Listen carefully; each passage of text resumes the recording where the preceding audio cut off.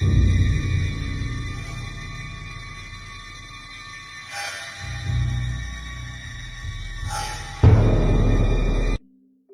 happens when an inmate feels like his manhood's about to be taken? He feels like he has no more options and he just crashes out. Let's break it down. So I was just going through different cases, story times, prison content, true crime content, just trying to find something to talk about, right? Well, this next story I'm about to do real quick, it falls under true crime and prison talk. When I first heard the story time, I was like, yeah, I call bullshit. And so I hurried up and went and Googled it because dude was getting an interview done. You know, he was doing an interview, he was doing a story time on Ian Bick's channel, Locked In. I fuck with Ian Bick and JD DeLay. Well, yeah, I went and looked it up. Dude was not lying. Here's the story right here.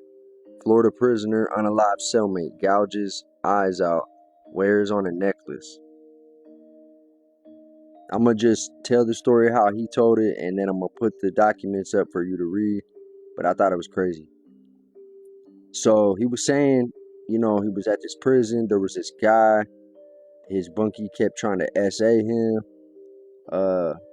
Whatever. He kept telling him, hey, I need to move, a cell move. But he said down in Florida, they don't do that for anything, for just anything. It has to be a legit reason, and it has to get like sanctioned by the higher ups. So he said every day he's sitting there telling the staff what's going on, that he needs moved. But they said, why? We need you to write a statement. And he said, no, I'm not doing that. So because he wouldn't do that, they wouldn't move him. You know what I'm saying? Right? So it ends up being that after telling him numerous times, the CO finally one day he says, listen, I can't hear you. Stop telling me I can't hear anything you're saying. Just being a smartass, right? Well, both prisoners were doing life. One was actually, it said he was at one point on death row or something like that. But what he ends up doing is he ends up wrapping something around him, taking his breath that way. You know what I'm saying? I'm trying to word this the correct way for TikTok. So, you know, he does that. He unalives him that way. And then he takes his homemade prison tool, gets his eyes out, and then gets his ears off. And he puts the eyes in a coffee cup, puts the ears on a necklace, wears them to the chow hall. After wrapping dude up in a sheet, goes down to the chow hall, finds that same captain and CO and says, well, can you hear me now? And he was talking into the ear. And dude was just saying he couldn't believe it took all that because they wouldn't move. And he's trying to tell him like what's going on. But they said, well, we can't just do it off of hearsay. We need you to put it in writing and then we can move you. Well, you know, he wanted to keep it solid. He ain't want to be considered a snitch or write a statement on somebody, you know, especially somebody doing that much time. You know, you got to live there the rest of your life. It's a lot of people that do fucked up shit like that, like telling people. But definitely most of the time, the lifers, it's one way or the other. They're either a complete bitch and they tell all the fucking time, and they're a porter and they, the COs love them and they love them, or they act like a convict and they walk the line of, you know, a real prison convict, how they're supposed to act because they know they ain't never going home and they don't want no type of dirt on their neck. And it kind of sounds like that's the route dude took. So he ended up deciding this was the best way.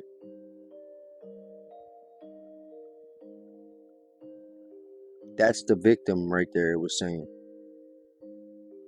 I was trying to figure out if he was the aggressor or the victim, but it wouldn't even say who the other guy was or show his photo. It just said he was sent to annex, like leveled up.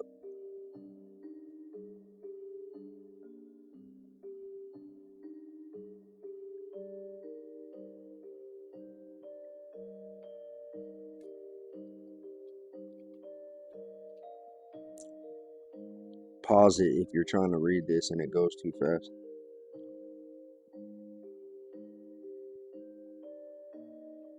For real, I'm not gonna lie, I thought this was some bullshit right off the rip. I'm like, yeah, that's just one of them crazy stories that you hear that ain't never took place. Well, it did.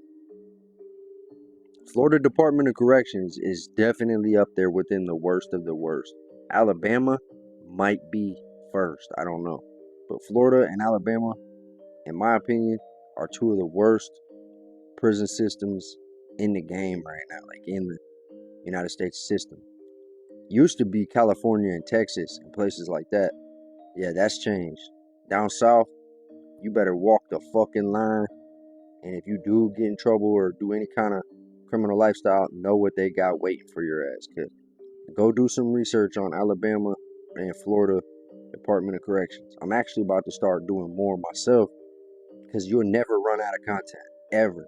If you do this right here and you pick those two states, you're never going to run out of something to talk about. I mostly talk about Ohio, ODRC. I'm going to have to start branching out from that because it's some crazy shit going on worth talking about that I know people want to hear about in the prison talk community. Remember, your past isn't a life sentence. If you go through it, grow through it. Follow your heart and you'll always win. Stay safe, stay free, stay blessed.